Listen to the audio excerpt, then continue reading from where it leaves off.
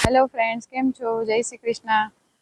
આશા છે કે તમે બધા મજામાં હશો અને અમે પણ અહીંયા મજામાં છીએ. આજે વેધર તડકો વાદળ એવું થઈ રહ્યું છે અને સાંજ પડી ગઈ છે. તો અત્યારે આપણે બધાને કેનેડામાં સૌથી પહેલા કેનેડા હોય કે ઇન્ડિયા હોય, સૌથી પહેલા મેઇન મુદ્દાની વાત એ છે કે જોબ. બરાબર, કારણ કે અત્યારે લગભગ બધી કન્ટ્રીમાં થોડું ઘણું રિસેશન ચાલી રહ્યું છે. તો આજે હું તમને કેનેડામાં હાઈ પેઇંગ જોબ વિશે વાત કરવાની છું કે જે ઇન ડિમાન્ડ અત્યારે કઈ જોબ છે કેનેડામાં, એના વિશે આપણે ચર્ચા કરીશું. તો લોકો સ્ટડી પરમિટમાં આવતા હોય છે, વર્ક પરમિટમાં PR થઈને આવતા હોય છે. આટલો બધો ખર્ચો કરીને જે લોકો આવતા હોય છે, તો બધાને સૌથી મેઇન ફોકસ એ જ હોય કે ભાઈ ત્યાં જઈને આપણે કેટલું કમાઈશું, કેટલી સેલરી મળશે. તો આજે આપણે એના વિશે ચર્ચા કરીશું. તો સ્ટાર્ટ કરીએ. તો સૌથી જે પહેલી ઇન ડિમાન્ડ જોબ છે એ છે હેલ્થ કેર. તો હેલ્થ કેરમાં અહીંયા બહુ સારું એવું માર્કેટ છે, કારણ કે બધાને ખબર છે કે ભાઈ અહીંયા બધા કહેતા હોય છે કે ભાઈ અહીંયા ડૉક્ટરોની શોર્ટેજ છે, નર્સની શોર્ટેજ છે, તમારે લાઇનમાં બેસી રહેવું પડે, એ ટાઈપની બધી વાતો કરતા હોય છે. પણ આપણે એની પર નથી જતા. તો આપણે હેલ્થ કેર વિશે વાત કરીશું કે કોની કેટલી સેલેરી છે. આ જે હું તમને અમુક જે છે એના વિશે જ આપણે વાત કરીશું, કારણ કે બહુ બધી ડિટેલમાં વાત કરીએ તો બહુ લાંબો વિડીયો થઈ જાય. તો સૌથી પહેલાં આપણે સર્જનની વાત કરીએ કે સર્જનની કેટલી એવરેજ સેલરી હોય છે. તો સર્જનને $3,25,000 પર યર એન્યુઅલ સેલરીની વાત કરીએ આપણે, તો પર યર એટલું પેકેજ હોય છે એવરેજ. પછી જે છે ડેન્ટિસ્ટ, તો અહીંયા ડેન્ટિસ્ટ બહુ જ મોંઘું હોય છે અને તમે બધા જાણો જ છો. તો એની જે સેલરી છે એવરેજ એ 1,75,000 સમથિંગ એવરેજ સેલરી છે પર યર. પછી ફિઝિશિયનની વાત કરીએ તો $2,65,000 પર યર. અને કાર્ડિયોલોજિસ્ટની વાત કરીએ તો અરાઉન્ડ 3 લાખની આજુબાજુ એ લોકોની સ્ટાર્ટિંગ સેલરી હોય છે એવરેજ. અને ફિઝિયોથેરાપીનું માર્કેટ પણ અહીંયા બહુ જ સારું છે, તો એની પણ સેલરી સારી હોય છે. 1.5 લાખ ઉપર હોય છે પેકેજ પર યર. હવે આ લોકોને કેવું હોય છે કે ભાઈ તમે સ્વાભાવિક છે કે ભાઈ ડૉક્ટરનું કામ બહુ જવાબદારીવાળું હોય. આપણે કહીએ છીએ કે ભગવાન પછી ડાયરેક્ટ ડૉક્ટર જ આવે. બરાબર, આપણે જ્યારે કોઈ બીમાર હોય, કોઈને એક્સિડન્ટ થયો હોય, તો આપણે એમ કહીએ કે ભાઈ તમે ભગવાન બનીને આવ્યા અને આને સાજા કરી દો, આપણે એવું કહેતા હોઈએ છીએ. તો સૌથી પહેલાં લોકો જોડે એક્સપિરિયન્સ હોવો જરૂરી છે. તો એ લોકોને પ્રોપર ડિગ્રી મળે એટલે એ લોકો પાસે 5 વર્ષ પ્લસનો એક્સપિરિયન્સ હોય, ત્યારે એ લોકો આ સારી એવી પોસ્ટ અને સારી એવી સેલરી ઉપર પહોંચતા હોય છે. અને અહીંયા કેવું છે કે પ્રોફેશનલ સર્જન કે ભાઈ આડીવળી કોઈ ચાલુ ડિગ્રીમાં આવી ગયા એ ટાઈપનું નહીં. આપણે જે વ્યવસ્થિત જે તે એની સ્કિલ છે એ પ્રમાણે એની ડિગ્રી હોવી જોઈએ. પ્લસ મેડિકલ લોસ, ગાઈડલાઇન્સ અને રેગ્યુલેશન્સ અને સ્ટાન્ડર્ડ એ લોકો ફોલો કરતા હોવા જોઈએ. પ્લસ લાઇસન્સ અને સર્ટિફિકેટ પણ જે રિક્વાયરમેન્ટ હોય એ ટાઈપનું હોવું જોઈએ. અને જે સ્કિલ છે એ પણ જે આપણે સપોઝ સર્જન છે તો એની એ ટાઈપની એની સ્કિલ અને એક્સપિરિયન્સ હોવો જોઈએ. તો એ ટાઈપની અહીંયા સેલરી પેકેજ છે. હવે જે આપણે સેકન્ડ જે હાઈ ડિમાન્ડ સેલરીની વાત કરીએ જોબની, તો એ છે IT. તો IT ફિલ્ડ જે છે એ અહીંયા બહુ જ સારું એવું માર્કેટ છે, કારણ કે અત્યારે કોઈ બી કન્ટ્રીમાં તમે જાઓ કે અત્યારે બધું ડિજિટલ થઈ ગયું છે. તો IT એક એવી વસ્તુ છે કે એમાં કોઈ દિવસ મંદી આવવાની જ નથી. બરાબર, ગમે તે કન્ટ્રીમાં જાઓ IT તો બધા સેક્ટરમાં જોઈશે. તો આપણે આઈટીની ઓવરઓલ જે જોબ રોલ છે એની સેલરીની વાત કરીએ તો જે છે સોફ્ટવેર ડેવલપર, તો એની જે છે એ 84,000 સમથિંગ પર યર એવરેજ સેલરી હોય છે સોફ્ટવેર ડેવલપરની. પછી IT પ્રોજેક્ટ મેનેજર છે, એની 1,13,000 અરાઉન્ડ એટલી એવરેજ સેલરી હોય છે પર યર. પછી ડેટા એનાલિસ્ટ, તો એની 78,400 પર યર. અને ક્વોલિટી ઇન્સ્યોરન્સ એનાલિસ્ટ, તો એની છે 50,000 ઉપર સ્ટાર્ટિંગ એવરેજ સેલરી હોય છે પર યર. અને બિઝનેસ સિસ્ટમ એનાલિસ્ટ, તો એની 70,000ની આજુબાજુ પર યર હોય છે. તો હવે આપણે જે વાત કરીએ આઈટી માટે સ્પેશિયલ, તો એમાં આઈટીની જોબ કઈ રીતે મળે એની આપણે થોડી સાથે સાથે ચર્ચા કરી લઈએ. તો આઈટીમાં એવું છે કે તમે લિંક્ડઇન જે છે એ બેસ્ટ જેનું જોબ સોર્સિસ છે. તો એમાં તમે એની પ્રોફાઇલ બનાવો અને એમાં કનેક્શન બનાવો, કનેક્શન તમારા ઇમ્પ્રૂવ કરો, કોન્ટેક્ટ અંદર શોધો. તો તમને શું છે કે એમાં રિક્રુટર, HR સુધીના બી કનેક્શન તમને અંદરથી મળી રહેશે.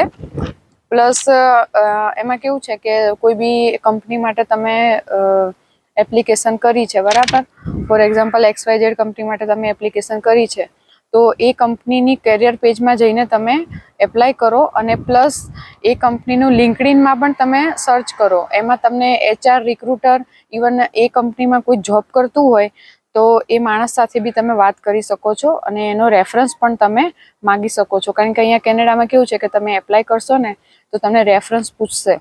જો તમે એનું રેફરન્સ આઈડી કે એનું નામ આપશો ને તો તમને ઇન્ટરવ્યૂ કોલના ચાન્સીસ વધારે છે. તો એ એક બાબતનું ખાસ ધ્યાન રાખો. તો જો તમે જેટલું કનેક્શન વધારે બનાવશો એટલું તમને વધારે ફાયદો થશે. હવે હું તમને આઈટીમાં જ બીજી એક વાત કહું કે લોકો એમ કહે છે કે ભાઈ જોબ નથી, બરાબર. જોબ નથી પણ અને છે પણ, એવું નથી કહેતી કે ભાઈ ના આવતા મેં તમને જોબ મળી જ જાય. ઘણા લોકો આપણે જે ઇન્ડિયામાં આપણું સ્કિલ જે હોય, બરાબર, તો બધાને એવી આશા હોય કે આપણે જઈએ છીએ કેનેડા તો આપણે આપણી જ ફિલ્ડમાં જોબ કરીએ. તો એ બહુ સારી બાબત છે અને એ જ કરવું જોઈએ. પણ સ્કિલમાં પણ કેવું છે કે હું તમને 2 એક્ઝામ્પલ આપું કે આઈટીની અંદર જો તમે ક્વોલિટી એશ્યોરન્સ એનાલિસ્ટ હોય, બરાબર, તો એની અંદર 2 કેટેગરી આવે છે કે મેન્યુઅલ અને ઓટોમેશન.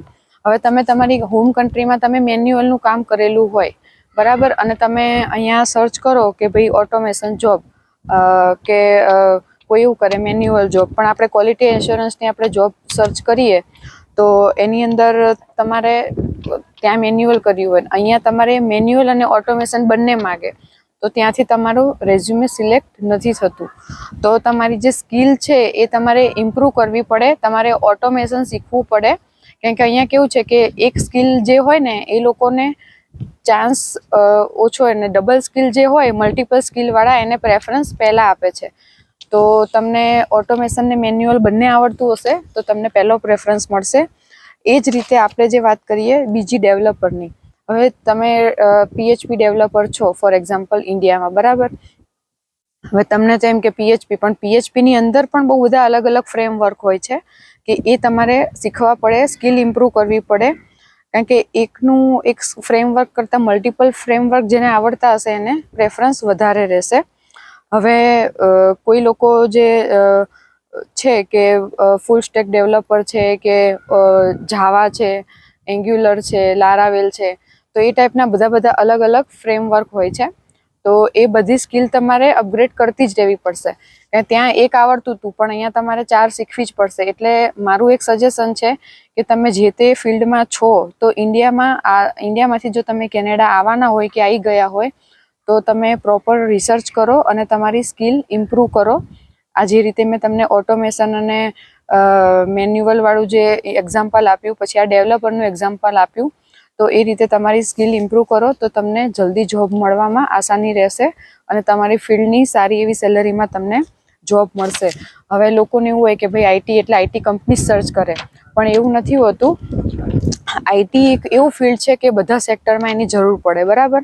તો તમે હેલ્થ કેરમાં બી હોસ્પિટલમાં તમે એપ્લાય કરી શકો છો, બેંકમાં, કન્સ્ટ્રક્શન, ઓઇલ કંપની જે હોય એમાં પણ વેબસાઇટ હોય, એમાં પણ આઈટીની જરૂર પડતી હોય છે. તો એ પણ તમે સર્ચ કરીને અને એમાં પણ તમને જોબ મળી શકે છે. તો આ થઈ આઈટીની વાત. હવે આપણે જે વાત કરીએ સ્કિલ ટ્રેડ્સની, તો એની અંદર મેં 2 દિવસ પહેલાં પણ આ વિડીયો અપલોડ કરેલો હતો કે જે લોકોને ઇલેક્ટ્રિકનું કામ આવડતું હોય, પ્લમ્બર છે, ક્લીનર, ડ્રાઈવર, કાર્પેન્ટર, તો એ લોકોનું પણ અહીંયા માર્કેટ વધારે છે કે જે લોકો આ ટાઈપની સ્કિલ ધરાવતા હોય એની પણ પર અવર તમારે $25 થી $30 સેલેરી તમને મળી જતી હોય છે. તો એ પણ એક ઇન ડિમાન્ડ જોબ છે. હવે આપણે વાત કરીએ એકાઉન્ટિંગ અને ફાઇનાન્સની અને બેન્કિંગ સેક્ટરની. તો એકાઉન્ટિંગની જો વાત કરીએ તો એમાં બુક કીપર છે, પછી ફાઇનાન્શિયલ એડવાઇઝર છે, બેન્કિંગ સેક્ટરમાં છે. તો એમાં અલગ અલગ સેલરીની આપણે વાત કરીએ તો જો બુક કીપરમાં હોય તો તમારે $25 થી $30 તમને સ્ટાર્ટિંગમાં તમને મળી રહેશે. પછી ફાઇનાન્શિયલ એડવાઇઝર તો $28 થી $32 સુધીનું પર અવર પેકેજ હોય છે. પછી બેન્કિંગ સેક્ટરની વાત કરીએ તો 30+ તમને પર અવર મળી જાય છે. એવરેજ સેલરીની વાત કરીએ છીએ આપણે. અને બેન્કિંગમાં બી અલગ અલગ બહુ બધી બેન્કો છે. સ્કોશિયા બેંક છે, CIBC છે, BMO છે, RBC છે. તો અત્યારે રિસન્ટલી તમે જોશો ગૂગલમાં સર્ચ કરીને તો બેન્કિંગ સેક્ટરમાં અત્યારે હાયરિંગ ચાલુ જ છે. તો એમાં પણ તમને જોબ રોલ મળી જાય છે. અને એમાં ઓફિસ એડમિનના પણ હોય છે, ઓફિસ આસિસ્ટન્ટ હોય છે, પછી ફાઇનાન્શિયલ એડવાઇઝરનું બી મળી જાય છે. લોન એ બધું જે કરતા હોય એને પણ મળતું હોય છે. અને બુક કીપરમાં તમે જોશો તો તમને ક્વિક બુકનો જે કોર્સ આવે છે એ કરશો તો તમને બેનિફિટ અને ચાન્સ થોડા હાઈ રહેશે. તો મેં તમને આ બધી જોબની અલગ અલગ જોબ અને એના જોબ રોલ વિશે, સેલરી વિશે આપણે વાત કરીએ. અને લાસ્ટમાં બીજું એક મારું મંતવ્ય છે, કારણ કે બધાનું માઇન્ડસેટ અલગ અલગ હોય છે. તો હું તમને એવું કહેવા માંગીશ કે જે લોકો અહીંયા કેનેડામાં આપણે આવ્યા બરાબર, તો તમે 2-3 મહિના સુધી તમારી ફિલ્ડમાં તમે જોબ શોધી 2 મહિના, 3 મહિના, 4 મહિના સુધી તમે ટાઈમ લો. અને ઇન કેસ તમારી સ્કિલ એટલી ઇમ્પ્રૂવ નથી કે જે રીતે મેં અંદર એક્ઝામ્પલ આપ્યું વિડીયોમાં, તો તમારે જો એ શીખવાનું છે તો ત્યાં સુધી તમે બીજી જગ્યાએ પણ જોબ કરી શકો છો. અને સાથે સાથે જ્યારે તમારે રજા હોય, હોલિડે હોય, ત્યારે તમે તમારી સ્કિલ ઇમ્પ્રૂવ કરીને અને તમારી ફિલ્ડમાં જોબ સર્ચ કરી શકો છો. કારણ કે સાવ બેસી રહેવું એના કરતાં જો તમે જે બી જોબ $15-20 સ્ટાર્ટિંગ તમને મળે તો એટલીસ્ટ તમારી પે સાયકલ ચાલુ થઈ જાય અને તમારું ઘર ચાલવા માંડે.